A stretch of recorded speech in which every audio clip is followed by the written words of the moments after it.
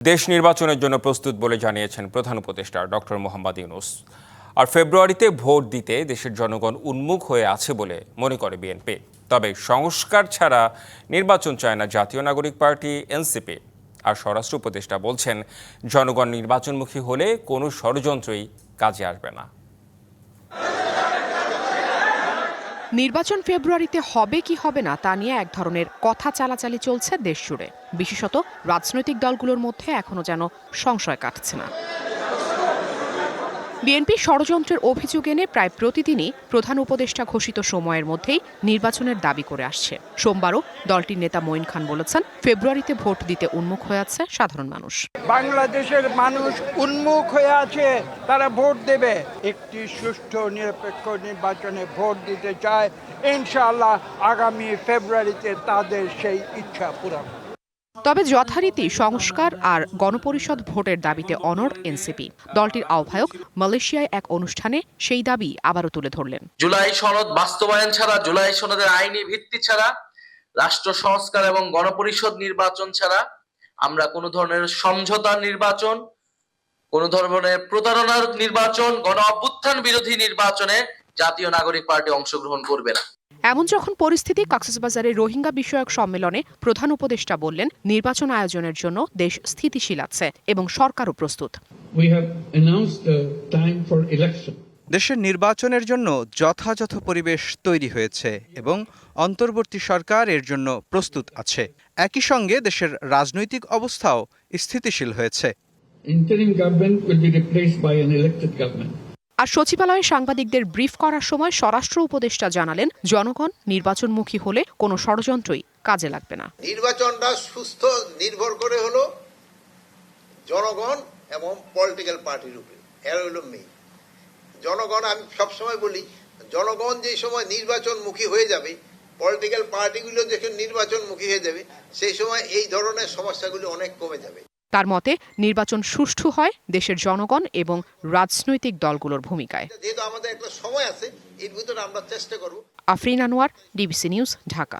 ক্যাম্পাসে উত্তাপ ছড়াচ্ছে ডাকসু নির্বাচন। ছাত্র দলের ভিপি প্রার্থীর অভিযোগ, মুক্তিযুদ্ধ বিরোধী জাতীয় সঙ্গীত ও বীরশ্রেষ্ঠ অবমাননাকারীদের নির্বাচনে অংশ নেওয়ার সুযোগ দিয়ে শুরুতেই পক্ষপাত আচরণ করেছে প্রশাসন।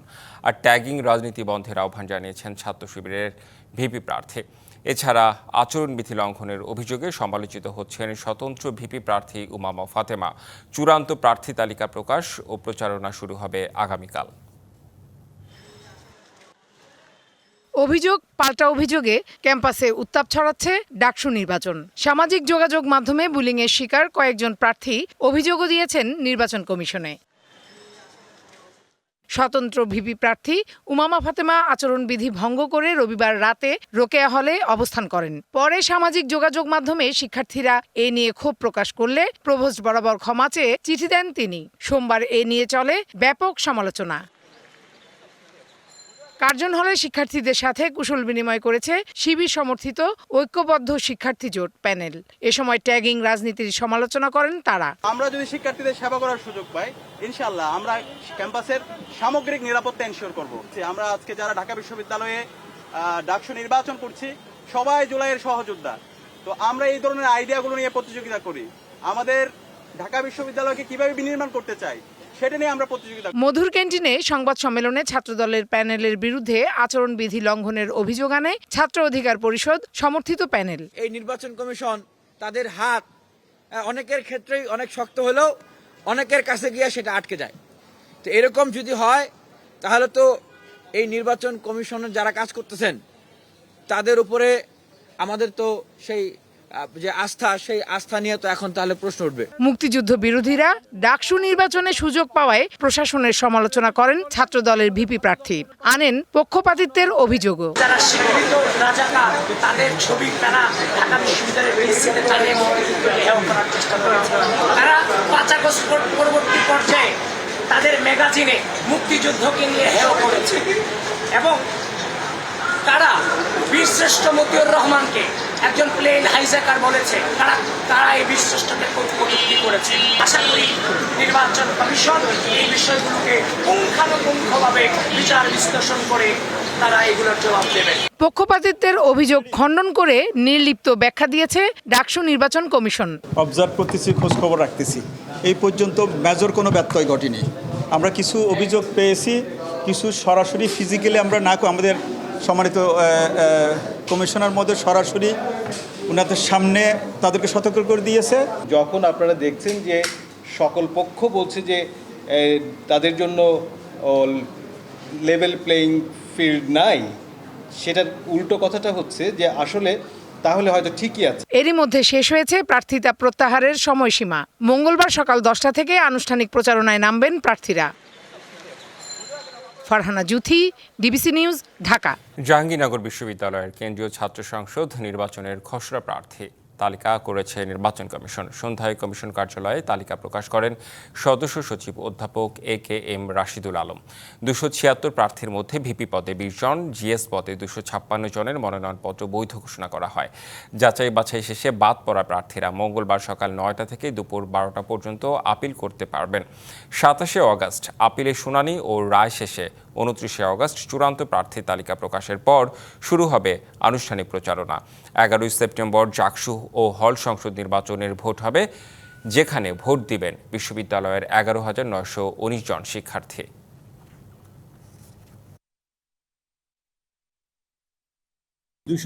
টি মনোনয়নপত্র আমরা পেয়েছিলাম, তার মধ্য থেকে 20টি মনোনয়নপত্র বাতিল হয়েছে, অর্থাৎ 256টি মনোনয়নপত্রকে আমরা বৈধ বলে আজকে এই মুহূর্তে আপনাদের মাধ্যমে ঘোষণা করছি। রাজশাহী বিশ্ববিদ্যালয় কেন্দ্রীয় ছাত্র সংসদ রাকসু ও সিনেটে ছাত্র প্রতিনিধি নির্বাচনের মনোনয়ন ফর্ম বিতরণের দ্বিতীয় দিন চলছে। সকাল 10টা থেকে শুরু হয় ফর্ম বিতরণের কার্যক্রম। রিটার্নিং অফিসার অধ্যাপক আব্দুল খালেক জানান, এখনও রাকসু নিয়ে বেশ কিছু বিষয়ে অনিশ্চিত থাকায় প্রার্থীরা মনোনয়ন ফর্ম তুলছেন না। এদিকে সমতা ও ন্যায্যতার ভিত্তিতে রাকসু নির্বাচন সহ 5 দফা দাবিতে বিক্ষোভ কর্মসূচি করেছে ছাত্রদল। সকালে বুদ্ধিজীবী চত্বর থেকে বিক্ষোভ মিছিল করে রাকসু প্রধান নির্বাচন কমিশনার বরাবর স্মারকলিপি দেওয়া হয়। বাংলাদেশে রোহিঙ্গা অনুপ্রবেশের 8 বছর পূর্তিতে পশ্চিমা বিশ্বের 11টি দেশ বাংলাদেশের পাশে থাকার অঙ্গীকার করেছে। এক যৌথ বিবৃতিতে এই প্রতিশ্রুতি দিয়েছে অস্ট্রেলিয়া, ইটালি, যুক্তরাজ্য, Canada, Netherlands, Norway, Denmark, Sweden, France, Switzerland ও ফিনল্যান্ড। সকালে ঢাকার ফ্রান্স দূতাবাস এক্স হ্যান্ডেল এবং ফেসবুক পেজে যৌথ বিবৃতিটি প্রকাশ করেছে। এতে বলা হয়, 8 বছর পেরোনোর পর মিয়ানমার সামরিক বাহিনীর সেই কর্মকাণ্ড স্মরণ করছে তারা, যার ফলে বিপুল রোহিঙ্গাকে বাস্তুচ্যুত হতে হয়েছিল। বর্তমানে 11 লাখের বেশি রোহিঙ্গা বাংলাদেশে রয়েছে। এখনও আশ্রয় শিবিরে থাকতে নতুন করে আসছে লোকজন। বিবৃতিতে রোহিঙ্গাদের দৃঢ়তা ও সহনশীলতার প্রশংসা করে বলা হয়, তারা দীর্ঘদিন ধরে কঠিন বাস্তবতা ও বাস্তুচ্যুতি সহ্য করে চলেছেন। আগামী মাসে নিউ ইয়র্কে অনুষ্ঠেয় উচ্চ পর্যায়ের সম্মেলন সামনে রেখে বাংলাদেশ ও আন্তর্জাতিক সম্প্রদায় একসঙ্গে কাজ করবে বলে উল্লেখ করা হয়। রোহিঙ্গা শরণার্থীরা নিজ ভূমিতে ফিরে যেতে চায় উল্লেখ করে বিবৃতিতে বলা হয়, আন্তর্জাতিক সম্প্রদায় প্রত্যাবাসনের সম্ভাব্য সব পথ খুঁজে বের করতে প্রতিশ্রুতিবদ্ধ। 71কে পাশ কাটিয়ে পাকিস্তানের সঙ্গে সম্পর্ক উন্নয়ন সম্ভব নয় মনে করেন বাংলাদেশের আন্তর্জাতিক সম্পর্ক বিশ্লেষকরা। তারা বলেন, রাজনীতির প্রয়োজনে চলছে রাজনীতি, বন্ধ রাখা যাবে না ব্যবসা বাণিজ্য। তবে বাংলাদেশের জন্মের সাথে একাকার হয়ে মিশে আছে 71। সেই সময়ের অমীমাংসিত বিষয়গুলো সমাধান করেই এগোতে হবে। 2 দশক পর বাংলাদেশ সফর করে গেলেন পাকিস্তানের হাই প্রোফাইল কোনো মন্ত্রী। রোববার দিনভর একান্ত এবং ডেলিগেশন লেভেলের বৈঠক ছাড়াও বিভিন্ন রাজনৈতিক দলের নেতাদের সাথে মতবিনিময় করেন পাকিস্তানের উপপ্রধানমন্ত্রী ইসহাক দার। সাংবাদিকদের 71 বিষয়ক প্রশ্নে তিনি জানান, দুবার এ নিয়ে আলোচনা হয়ে গেছে আগেই। 1974 সালে প্রথমবারের মতো 71 ইস্যুর নিষ্পত্তি হয়েছে। পররাষ্ট্র উপদেষ্টা অবশ্য একমত হননি তার এই মতের সাথে। আমি অবশ্যই একমত না, একমত হলে তো সমস্যাটা সমাধান হয়ে যেত। তাইলে আন্তর্জাতিক সম্পর্ক বিশ্লেষক আমেনা মহসিন বলছেন, তিনিও একমত নন এই কথার সাথে। তবে অন্যান্য অর্থনৈতিক সম্পর্ক এগিয়ে নেয়ার পক্ষে তিনি। এখানে 71 আমাদের একটা বড় স্টেকিং পয়েন্ট। পাকিস্তানের যে পজিশন, যে দুবার এটা কথা হয়ে গেছে এবং এখন আমাদের এগিয়ে যাওয়া উচিত সবকিছুকে ভুলে গিয়ে, সেটার সাথে আমি একমত না। সম্পর্কটাকে এগিয়ে নেওয়ার জন্য, একটা স্থিতিশীল অবস্থায় রাখার জন্য সেখানে পাকিস্তানে ক্ষমা চাওয়া দরকার। ব্লু ইকোনমির কথা বলছি, কানেক্টিভিটির কথা বলছি এবং আমরা সমুদ্র পথগুলোর কথা বলছি, সেখানে একটা বড় আমাদের ক্ষেত্র থাকে যেখানে আমরা সহযোগিতাগুলোকে করতে পারি। অধ্যাপক ইমতিয়াজ আহমেদের মতে পাকিস্তান যেহেতু স্বীকারই করে ৭১-এর ভূমিকা, তাহলে তা আনুষ্ঠানিক হতে বাধা কোথায়? এখন আমার পাকিস্তানের বন্ধুরাই কিন্তু বলে যে কেন তাদের সরকার এটা করছে না, কারণ তারা তো বলছি, এবারেও বলছে যে হ্যাঁ আমরা তো আগেও বলেছি, কিন্তু জিনিসটা হলো যে তারা যে শব্দ ব্যবহার করেছে সেগুলো যদি আমরা দেখি, সিমলা চুক্তিতে আছে রিগ্রেট ব্যবহার করেছে, পরের দিকে জেনারেল মোশাররফ এসে বলছে যে যদি আমরা করে থাকি, এই ধরনের কথা। কিন্তু এটা একটা প্রসেসের মধ্যে আনা উচিত, একটা অফিসিয়াল প্রসেসের মধ্যে আনা উচিত। একটা হতে পারে যে দুই সরকার যখন বসে এবং সামিট লেভেলে যখন বসে তখন যে ডিক্লারেশন হয় সেই ডিক্লারেশনে থাকতে পারে। অর্থনৈতিক সম্পর্ক এগিয়ে নিতে এই বিষয়টি মনস্তাত্ত্বিক বাধা হতে পারে বলেও মনে করেন এই আন্তর্জাতিক সম্পর্ক বিশ্লেষক। এখন সেখানে যদি মনস্তাত্ত্বিক বাধা থাকে। ইশরাত জাহান উর্মি, ডিবিসি নিউজ, ঢাকা। জুলাই অভ্যুত্থানে জড়িতদের কালো শক্তি ও রাজাকার বলায় বিএনপি চেয়ারপারসনের উপদেষ্টা ফজলুর রহমানের শাস্তির দাবি দেশের বিভিন্ন স্থানে বিক্ষোভ করেছে ছাত্র জনতা। তাদের অভিযোগ, রক্তের দাগ শুকানোর আগেই ফজলুর রহমানের মতো মানুষরা আবারও ফ্যাসিস্ট হয়ে উঠছে। তবে বিষয়টি ভুলভাবে উপস্থাপন হয়েছে বলে দাবি ফজলুর রহমানের। মব সৃষ্টি করে হত্যার ষড়যন্ত্র করা হচ্ছে বলে শঙ্কা প্রকাশ করে নিজের এবং পরিবারের নিরাপত্তা চাইলেন তিনি। যারা ৫ই আগস্ট ঘটিয়েছে তারা কালো শক্তি। জুলাই গণ অভ্যুত্থান নিয়ে বিএনপি চেয়ারপারসনের উপদেষ্টা ফজলুর রহমানের এমন মন্তব্যে ক্ষুব্ধ ছাত্র জনতা। এ ঘটনায় গত ২৪ ঘন্টায় তার কুশপুতলিকা দাহ, নিজ জেলা কিশোরগঞ্জে তাকে অবাঞ্ছিত ঘোষণা সহ বিক্ষোভ করেছে ক্ষুব্ধ ছাত্র জনতা। তাদের দাবি ২৪কে স্বীকার না করলে এদেশে তার রাজনীতি করার সুযোগ নেই। অবিলম্বে তাকে দল থেকে বহিষ্কারেরও দাবি জানান তারা। ধর্ম অবমাননা সহ আমরা তার বিরুদ্ধে এর ধরুন মন্তব্য করার জন্য আমরা জুলাই বিপ্লবী এবং জুলাই বিপ্লবকে কুরুচিপূর্ণ মন্তব্য করে যারা জুলাই স্পিড ধারণ করে তারা আজকে এখানে অবস্থান কর্মসূচি করছে। নাট্যকলা পাশে আমরা তাদেরকে অভিনয় শিখাইতে আসছি, এখান থেকে আজকে তাদেরকে গ্রেপ্তারের, ফজু পাগলাকে গ্রেপ্তারের অভিনয় করে বাসায়। আমাদের দাবি হলো ফজলুর রহমান ২৪-এর বিপ্লবকে নিয়ে যে কটাক্ষ করতেছে, যেভাবে ছোট করতেছে, ৭১-এর মুক্তিযুদ্ধকে যেভাবে ছোট করতেছে, ৭১-এর মহান মুক্তিযুদ্ধ, ২৪-এর মহান বিপ্লবকে, এগুলোর বিরুদ্ধে রাষ্ট্র তার বিপক্ষে ব্যবস্থা নিক। সোমবার সুপ্রিম কোর্টের সংবাদ সম্মেলনে এই উপদেষ্টা জানান, পরিবার সহ নিরাপত্তাহীনতায় ভুগছেন তিনি। তার বিরুদ্ধে মব সৃষ্টির অভিযোগ আনেন তিনি। আমি আশঙ্কা প্রকাশ করছি, শুধু আমার জীবনে আমি মৃত্যু ভয় পাই না, কিন্তু আমি মনে করি অপমৃত্যু তো আমার প্রাপ্য নাই। দেশটার জন্য আমি যুদ্ধ করেছি। যদি আমার কোনো কথায় তোমরা মনে করে থাকো আমি দেশের বিরুদ্ধে কথা বলছি বা তোমাদের কর্মকাণ্ডের বিরুদ্ধে কথা বলছি, আমার বিরুদ্ধে মামলা করো, আমাকে গ্রেফতার করো, আমাকে শাস্তি দাও। এদিকে জুলাই গণ অভ্যুত্থান নিয়ে বিভিন্ন সময়ে বিতর্কিত মন্তব্যের কারণে গতকাল বিএনপি থেকে ফজলুর রহমানকে কারণ দর্শানোর নোটিশ দেওয়া হয়। আজ তার জবাব দেওয়ার কথা থাকলেও এক আবেদনের প্রেক্ষিতে তাকে আরও ২৪ ঘন্টা সময় দিয়েছে বিএনপি। অজিত সরকার, ডিবিসি নিউজ, ঢাকা। ন্যায় বিচারের লক্ষ্যে অন্তর্বর্তী সরকারের সময়েই প্রত্যেক জেলায় লিগ্যাল এইডের অফিস স্থাপন করা হবে বলে জানিয়েছেন আইন উপদেষ্টা আসিফ নজরুল। বিকেলে রাজধানীর হোটেল ইন্টারকন্টিনেন্টালে জাতীয় আইনগত সহায়তা প্রদান সংস্থার আয়োজিত এক অনুষ্ঠানে একথা বলেন তিনি। একই অনুষ্ঠানে প্রধান বিচারপতি ডক্টর সৈয়দ রেফাত আহমেদ বলেন, উচ্চ আদালতে উপস্থিত আসামিদের ন্যায় বিচার নিশ্চিতের লক্ষ্যে কোনো আসামির আইনজীবী না থাকলে অথবা আইনজীবী নিযুক্ত করার সামর্থ্য না থাকলে লিগ্যাল এইডের মাধ্যমে আইনজীবী নিয়োগ করা যাবে। এছাড়া অনুষ্ঠানে অ্যাটর্নি জেনারেল বলেন, বিচার বিভাগকে গতিশীল করতে এই সরকারের আমলেই আলাদা সচিবালয় স্থাপনের সিদ্ধান্ত নিতে হবে।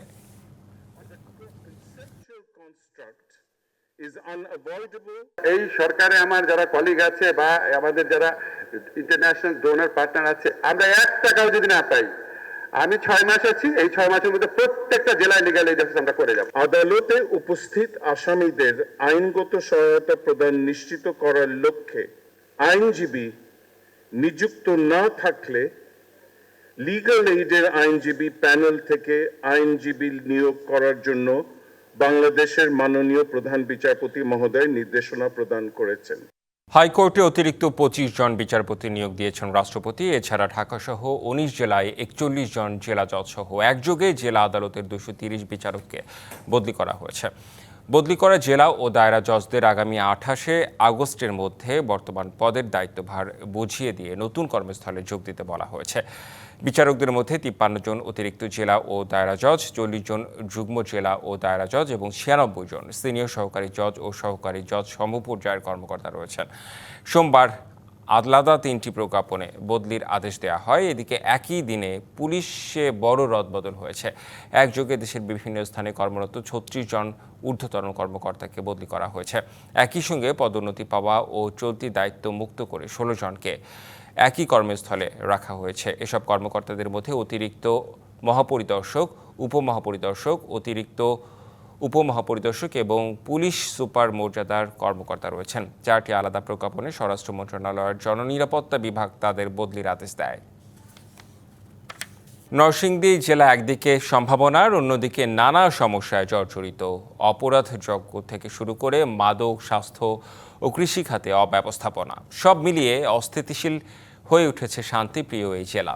তবে শিল্প, তাঁত, কৃষি আর ব্যবসার সম্ভাবনায় এখনও ভরপুর ঢাকার কাছাকাছি এই জেলাটি।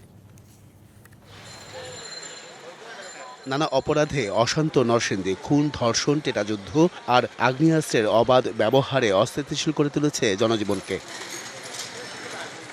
জেলার যোগাযোগ ব্যবস্থা ভালো হওয়ায় অবাধে ছড়াচ্ছে মাদক, সহজলভ্যতায় এর সঙ্গে জড়িয়ে পড়ছে তরুণ সমাজ। এখানে আইন শৃঙ্খলা পরিস্থিতিটা মারাত্মক অবনতি, কারণ এখানে আমাদের যে তরুণ সমাজটা এখন টোটালি মাদকের দিকে ডাইভার্ট। দেশের 75% দেশীয় কাপড়ের চাহিদা পূরণ করে শেখেরচর, বাবুরহাট ও মাধবদীর তাঁত শিল্প, কিন্তু এই এলাকাগুলোকে পাশ কাটিয়ে বাইপাস সড়ক নির্মাণ এবং 6 লেনের দাবি উপেক্ষিত হওয়ায় ক্ষতির মুখে ঐতিহ্যবাহী এই শিল্প। এই বাইপাস করলে শিল্প, কলকারখানা, ব্যবসা বাণিজ্য এগুলো ধ্বংস হয়ে যাবে।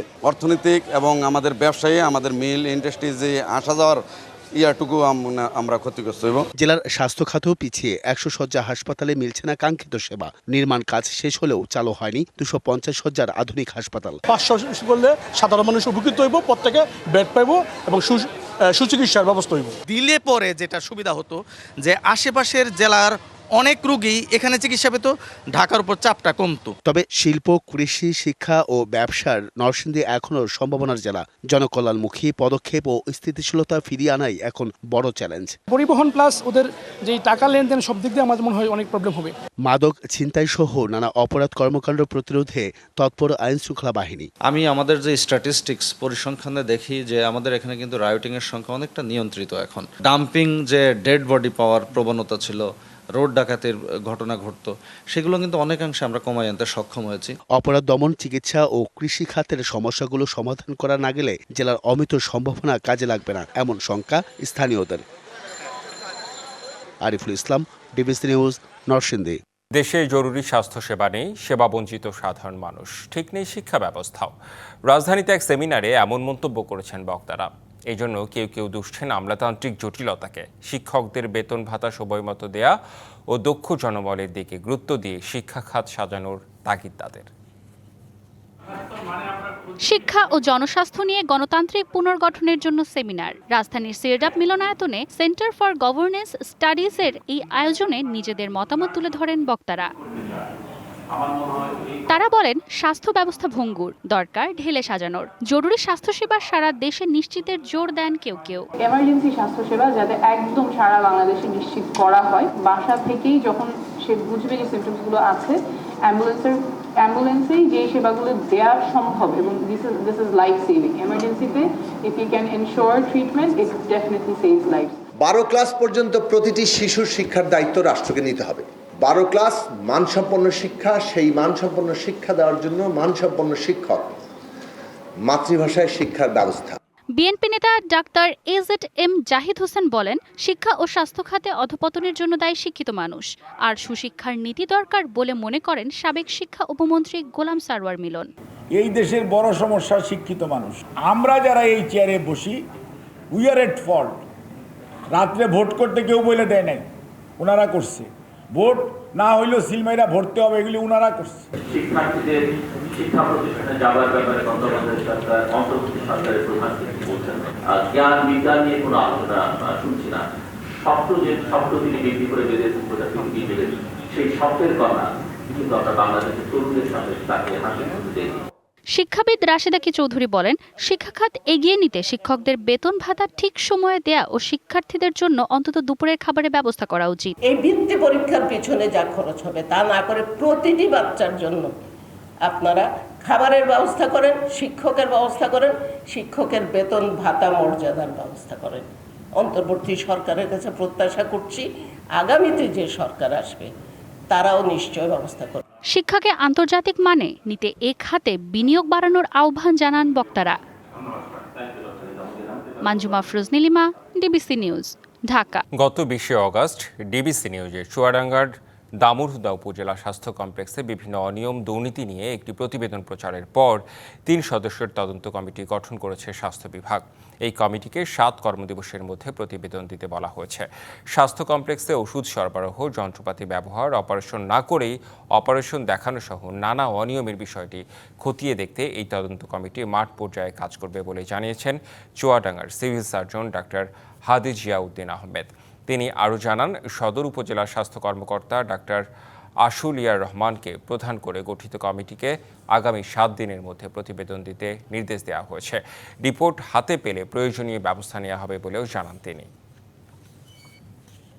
3 সদস্যের একটি কমিটি গঠন করা হয়েছে। তারা 7 কর্মদিবসের মধ্যে এমএসআর সংক্রান্ত বিষয় এবং DSS-2 রিপোর্টিং স্ট্যাটাস সম্পর্কে সকল তথ্য নিয়ে তার প্রতিবেদন জমা দেওয়ার জন্য বলা হয়েছে।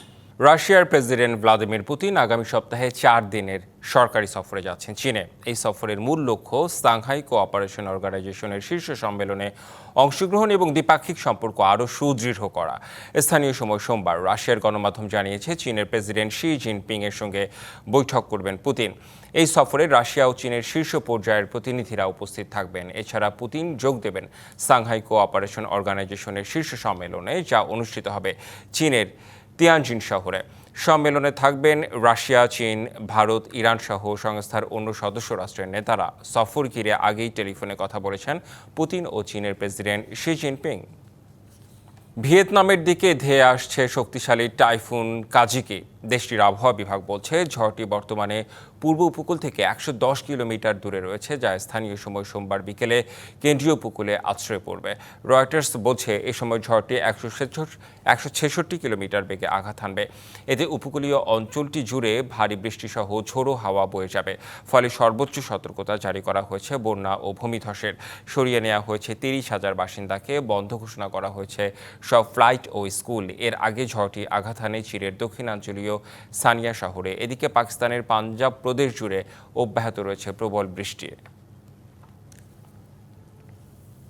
সংবাদ এই ছিল এখনকার মতো। ডিবিসি নিউজের সংবাদগুলো পড়তে ভিজিট করুন dbcnews.tv আর ভিজিট করুন ডিবিসি নিউজের ফেসবুক পেজ এবং ইউটিউব চ্যানেল। সঙ্গেই থাকুন।